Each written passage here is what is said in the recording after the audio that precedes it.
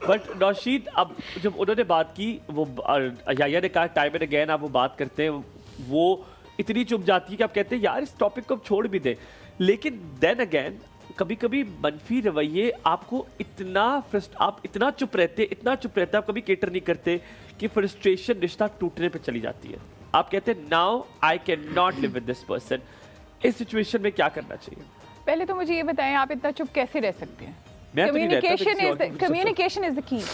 अगर husband wife आपस में कम्युनिकेट नहीं करेंगे, लेकिन नौशीन, और बर्दाश्त जेनेरिक बात करें, ज्यादातर जो खवातीन हैं वो यही सोचती हैं कि हम चुप रहेंगे तो चलो चीजें ठीक हो जाएंगी, सेटल डाउन हो जाएंगी, सेटल डाउन। और बहुत पढ़ी लिखी खवातीन को भी ये कहा जाता है कि आप ये कर लो तो ठीक हो जाएगा, बच्चा कर लो तो ठीक हो जाएगा, यूं कर लो तो ठीक हो जाएगा। और हम डोमिनेंट मर्द सोसाइटी में रहते हैं। मेरा ख्याल है अब तो काफी सोसाइटी चेंज भी हो गई है और मेंटालिटी भी काफी चेंज हो गई है। ड्राइंग रूम सिटीज की हद तक अगर आप थोड़ा सा, ये इस्लामाबाद है ना, आप इसकी 20 किलोमीटर के डायमीटर से बाहर निकलेंगे ना, आपको एकदम पता लग जाएगा कि दुनिया में क्या। लेकिन देखें, कम्युनिकेशन बहुत ज़रूरी है, स्पेशली हस्बैंड एंड वाइफ में।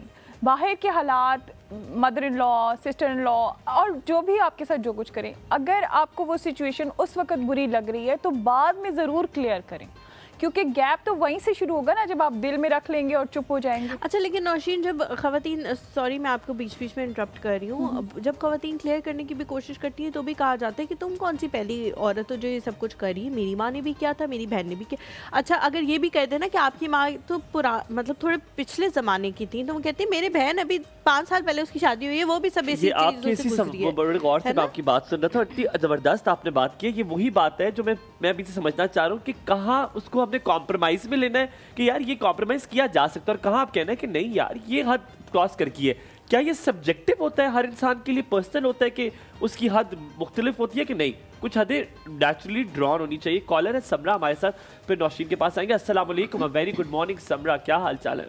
जी वालेकुम अस्सलाम। कैसी हैं आप?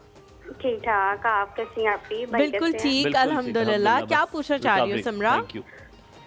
जी मैंने ना यही कहना कि आप जो आपकी मेहमान आई वो बात कर रही है ना, जी जी, हमें उसी वक्त रिएक्ट नहीं करना चाहिए, बाद में सॉल्व आउट कर लेना चाहिए। तो लेकिन समरा, जब गुस्सा आता है ना, जब गुस्सा आता है तो फिर बर्दाश्त नहीं होता, तब आपको ये सोचने का मौका भी नहीं मिलता कि ओहो बोलना नहीं था, लेकिन तब निकल जाता है। आप भी ऐसे ही करती हो? नहीं, ये होता था जब हम शादी से पहले ऐसा होता था, शादी के बाद तो बहुत सोच समझ के बोलना पड़ता है ना। I understand. फिर वो ये है कि मेरा तो ये माइंड है कि अगर कोई मसलन के नानी या सास या जो भी कोई बात कह भी दे ना, तो मेरा ऐसा नेचर है कि अगर वो मसलन के बर्दाश्त से बाहर भी है ना, तो मुझसे बोलना ही नहीं जाता उनके अगेंस्ट, या मसलन के उनको कोई जवाब देना या ये वो। तो ये है कि सबरा, दूसरी पार्टी भी ऐसे ही करती है, वो भी बड़े रुक के सोच के बात करती है कि नहीं, उनका जो दिल चाहता है वो कह देते हैं? नहीं, वो तो जो दिल कहे वो बस हो जाता है।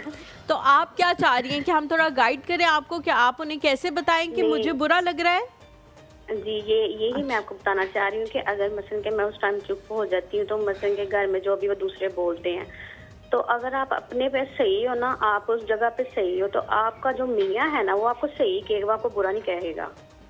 अगर दूसरे घर वाले कोशिश कर रहे हैं आपको बुरा कहने की, लेकिन आप अगर खुद ठीक हो ना, आप अपने मियाँ की नजर में बुरी नहीं बन सकती। लेकिन समरा, बड़ी प्यारी आपने बात की है, ये आपने बड़ा अच्छी बात की है कि आप उस वक्त उनके बहन भाइयों के आगे नहीं बोलते हो, तो आपका शौहर कहता है कि नहीं मेरी बीवी ने मेरे लिए नहीं बोली,